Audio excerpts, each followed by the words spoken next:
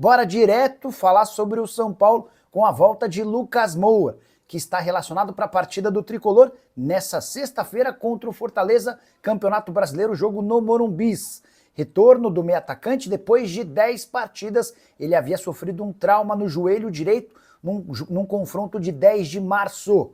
Recuperação em volta super importante e aguardada, até porque o São Paulo vinha sofrendo com enormes problemas em relação a desfalques. Caleri, Lucas Moura, Oscar, Pablo Maia, Luiz Gustavo, Arboleda, entre outros. Foram as baixas nos últimos jogos e o São Paulo conseguiu sobreviver sem perder nas últimas partidas. Só para completar em relação ao Tricolor, o São Paulo tenta acabar com um incômodo jejum diante do Fortaleza. Não vence o adversário desde 2020 e a vitória é importante para um São Paulo que empatou demais no Campeonato Nacional. Para de falar sobre Jorge Jesus, que de acordo com a imprensa saudita não é mais técnico do Al Hilal. Já havia contado para vocês na noite dessa quarta, no meu blog, e na manhã dessa quinta, aqui no canal, sobre a iminente demissão do treinador. Inclusive o Al Hilal havia marcado uma reunião para comunicar sua decisão em relação ao JJ. Jogadores brasileiros da equipe saudita haviam sido avisados, inclusive, de que a folga de 2 dias seria ampliada para 3, porque o desejo do Al Hilal era demitir o JJ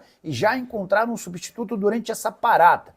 Importante dizer que, de acordo com a imprensa saudita, o substituto temporário, interino, do Jorge Jesus é Mohamed Din Al-Shalal. Só para completar em relação ao Jorge Jesus, havia sido contratado na temporada passada com um primeiro ano impressionante. Sequência gigante de vitórias, o título saudita de forma exemplar. Já na temporada atual a coisa não funcionou. Na última terça-feira, eliminação nas semifinais da Champions Asiática com derrota por 3-1 para o Al-Ahly.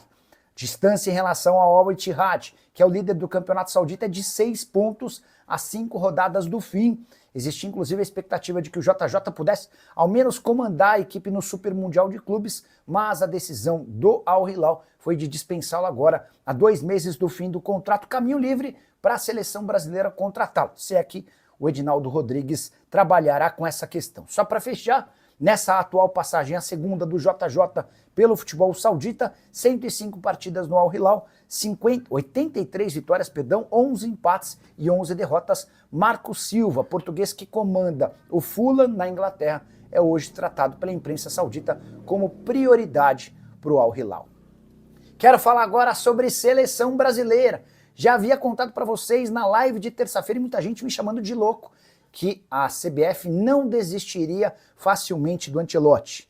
E eu cravava isso enquanto praticamente toda a imprensa no Brasil e no mundo davam a negociação entre seleção brasileira e Ancelotti como encerrada, que não havia mais acordo. O tempo passou e nessa quinta-feira, cerca de 48 horas depois, vários veículos de comunicação afirmando que Ancelotti segue na mira e nos planos do presidente Edinaldo Rodrigues.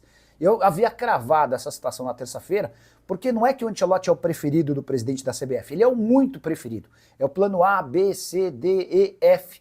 O Edinaldo, inclusive, já engoliu alguns sapos por conta dessa vontade de contratação do treinador italiano. E como o que emperra agora é justamente a multa rescisória que o Real Madrid não quer pagar, a tendência é que CBF e Ancelotti, anunciando o fim de uma negociação, isso pudesse facilitar a saída do Ancelotti com o recebimento da multa rescisória no futebol da Espanha.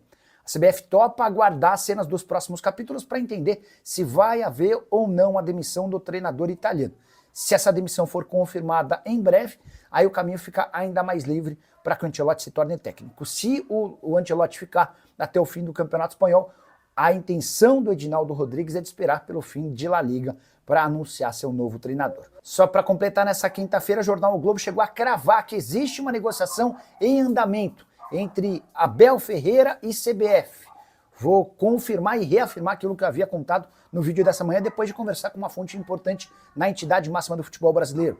O Abel, nesse momento, está completamente descartado. O Ancelotti é o plano A, se não der certo com o Ancelotti, eles vão tentar o Jorge Jesus e só aí o Abel Ferreira apareceria como alternativa. Má notícia para torcedores do Fly, em especial para o Bruno Henrique.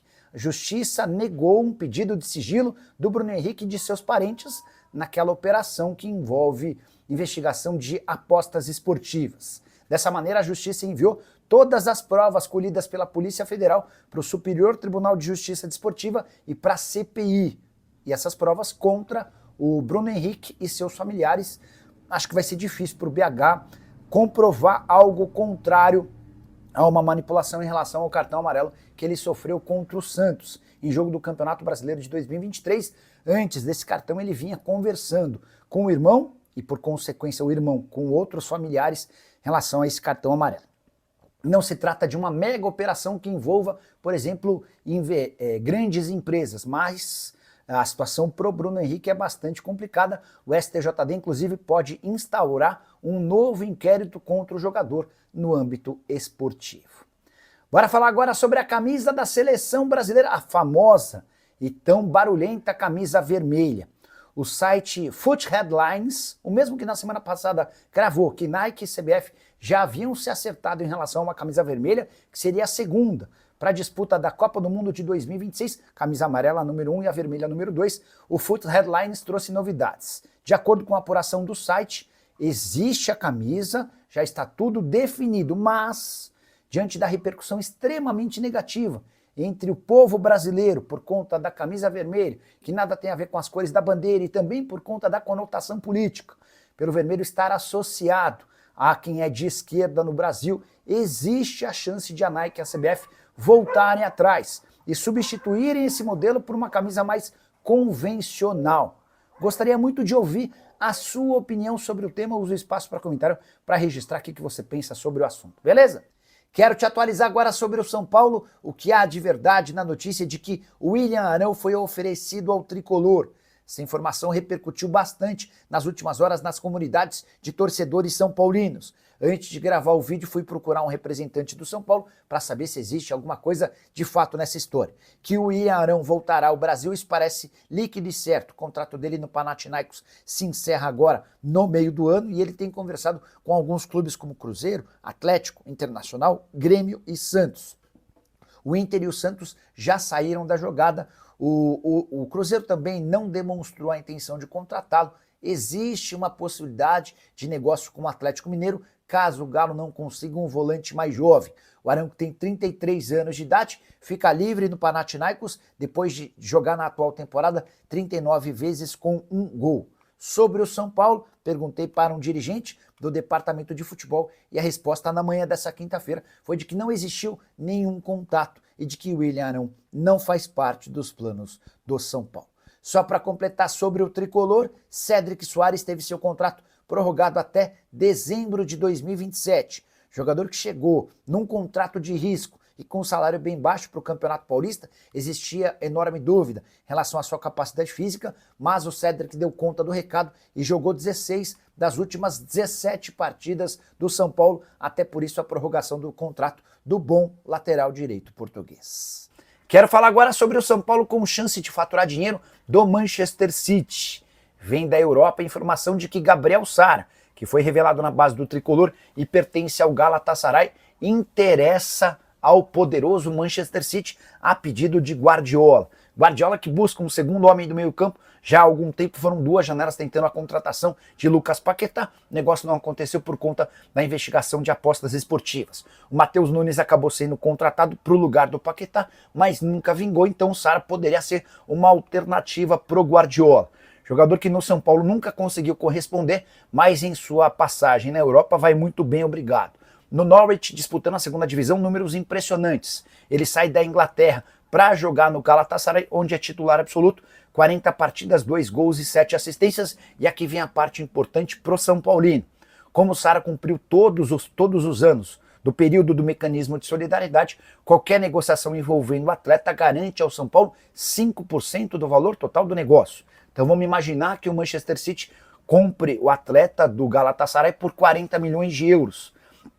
A gente está falando mais ou menos de 256 milhões de reais, sobrariam ao tricolor 12 milhões e meio de reais. Valor importante, até porque o São Paulo busca cerca de 85 milhões de reais com vendas de jogadores para cumprir o que está estabelecido no orçamento para 2025.